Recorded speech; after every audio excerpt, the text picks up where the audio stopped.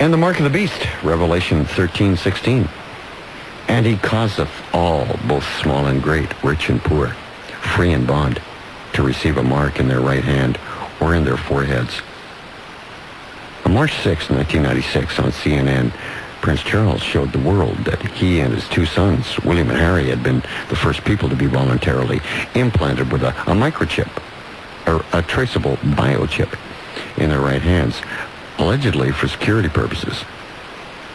Myself, I personally believe it will be a tattoo with a special magnetic ink, which will basically do the same job as the chip does. It stores information. So it will be a mark, no more cash. You go to the grocery store, you just wave your hand over the machine. Yeah, I accept you. The ones that are not wanted in the system,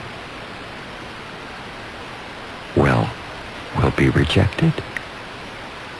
You can't buy or sell. It's just like logging on to a computer now. If you do not know the password, you're beat. You're out. It's a wonderful way to discriminate. And also we have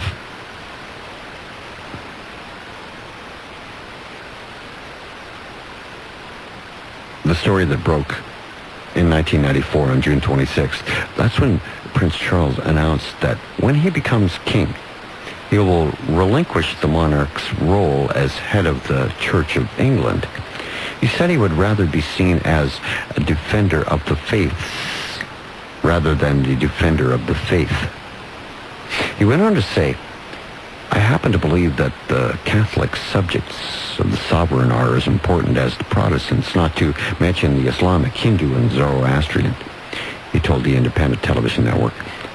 There are currently at least 2 biographies available on Charles that describe his desire to unite all the world's religions in order for peace.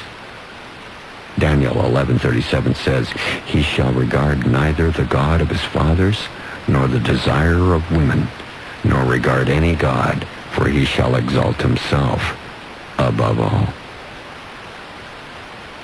And also, different reports have appeared in London and Arab newspapers over the last few years, claiming that Prince Charles has actually converted to Islam. This supposedly took place when he met with the Mufti of Cyprus, Sheikh Nazim Adil, in 1993. Now, while there's no actual evidence to prove that he has converted to Islam, there is no evidence to prove that he hasn't. In fact, his lecture, delivered on February of 1994 to Oxford, extolling the virtues of Islam, his frequent visits to Islamic holy places, his dedication to a South London mosque, outfitted in traditional Sunni attire, and his 1993 trip to see the Quran of Sayyidina Uthman in Tashkent, Uzbekistan, with Sheikh Kabani, only led credence to the claim. Of course, this is just sort of a tactic to expect from the Antichrist. That is to say, if he were to openly come out and say that he had converted to Islam, this would make every Jew in the world wary of him. Whereas if he were to spread rumors that he was a Muslim and not publicly deny them, then he could get Muslims on his side also, while not alienating Jews and Christians. On June 2nd, 1953, with the Knights of the Garter carrying and holding the canopy over her head, Elizabeth II was anointed and crowned as Queen of thy people Israel. Both Prince Charles and his mother believed that the throne upon which the Queen was crowned, the famous coronation chair at Westminster Abbey in London, is the rightful throne of King David. One of the reasons for this is because up until recently it contained 336-pound stone known as Jacob's Pillar, also referred to as Jacob's headrest, or the Stone of Scone, Stone of Destiny. In Ireland, they call it the Leafale. This stone is mentioned in Genesis 28:18. Legend has it that Jeremiah transported it to Ireland, where it was used as a coronation stone for the ancient Irish kings that I was on about last week. It was then brought to Scotland, where it was used for a millennium to crown Scottish kings. In 1296, Edward I stole the stone, took it to England, where it was placed in Westminster Abbey and used since 1308 for English coronations. On St. Andrew's Day, November 30th, 1996, on Queen Elizabeth's orders, the stone was taken back to Scotland and installed in Edinburgh Castle.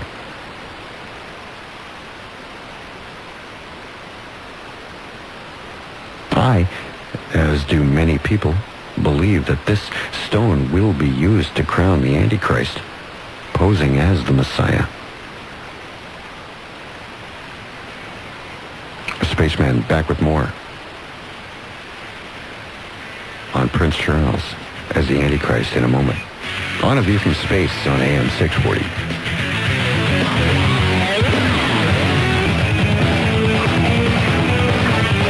He goes deeper into today's headlines than anyone else dares to go. But you can take it. This is A View from Space with the Spaceman on AM640. The Spaceman, AM640, and A View from Space. Most of the emails tonight have been about the live audio streaming. Like this one, KM writes, hello, the AM640 internet feed seems to be down. I have poor AM reception in my apartment, but I managed to get you on the radio by moving my radio beside the window. But just wanted to let you know, as maybe you can get it fixed so some non-local listeners can hear your show this week. Signed, KM. Many like that tonight. I have been told technicians are working on it. And that's all I have to say. What a show to limit it to the local audience. But that can't be helped. There's nothing I can do about it. Many blasphemous European royalty, including Prince Charles and Queen Elizabeth II, claim to be the bloodline of Jesus Christ and Mary Magdalene. According to the lie, Jesus did not die on the cross, rose from the dead. Instead, they claim he married Mary Magdalene and fathered a number of children. This bloodline is referred to as the Holy Grail, and those possessing it believing themselves the rightful heirs to the throne of Jerusalem. They believe that a new king of the holy seed of David will preside over the Masonic kingdom of Israel and the world soon. Prince Charles is linked to this non-existent bloodline of Christ is through the Merovingian kings of France. He's allegedly descended from the Merovingian Hildegard. Princess Diana's bloodline can also be traced back to the Merovingians. This is why Prince Philip selected her. If those examples aren't enough to convince you, there are a few more facts to take into your consideration about Prince Charles being a possible Antichrist candidate. He is the heir to the highest ranking office on earth, to be attained solely by birthright.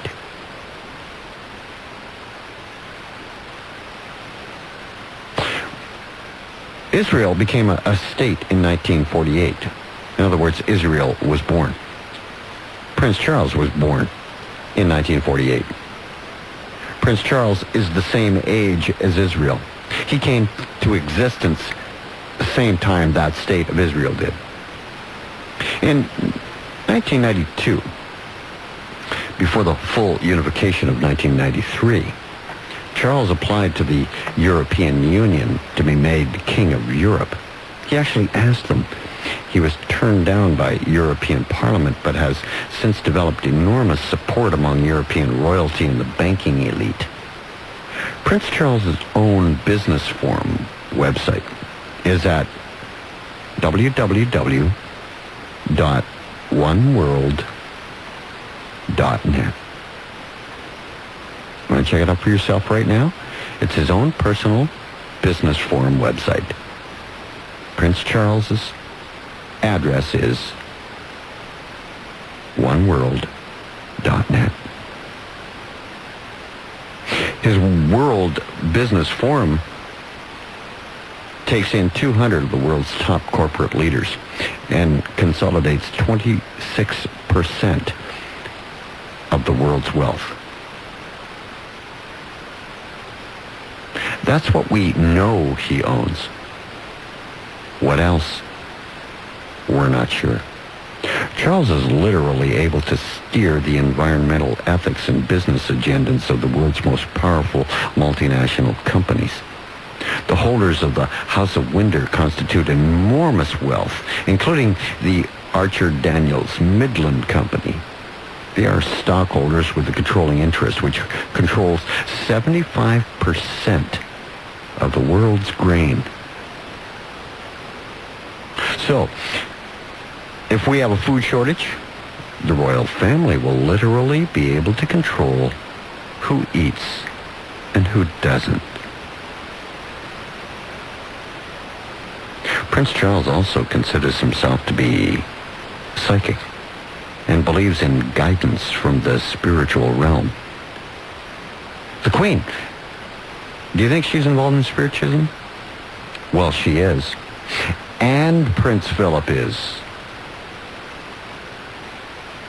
They both believe that Charles is the chosen one, placed in line for the throne through a divine, preordained plan. In 1977, Charles went to Ghana, Africa, where he claimed to have had a mystical experience. The news reports quoted him as saying that it was like St. Paul's conversion on the road to Damascus.